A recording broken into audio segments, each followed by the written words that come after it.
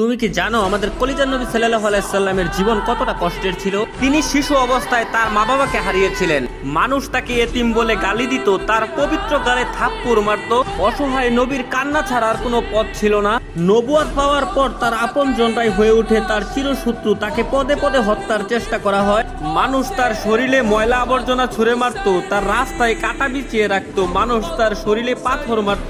মানুষের ছুরা পাথরে নবী করিম সাল্লাল্লাহু আলাইহি সাল্লামের দাঁত মুবারক শহীদ হয়ে যেত। নিকৃষ্ট পাষাণরা নবীর পবিত্র মুখে থুথু পর্যন্ত ছিটিয়ে দিয়েছিল।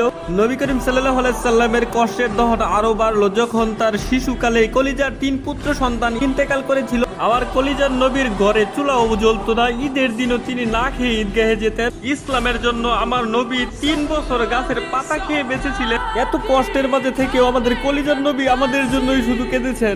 আমার এই অসহায় নবীকে যদি ভালোবাসো তাহলে কমেন্টে লেখো আই লাভ মোহাম্মদ এবং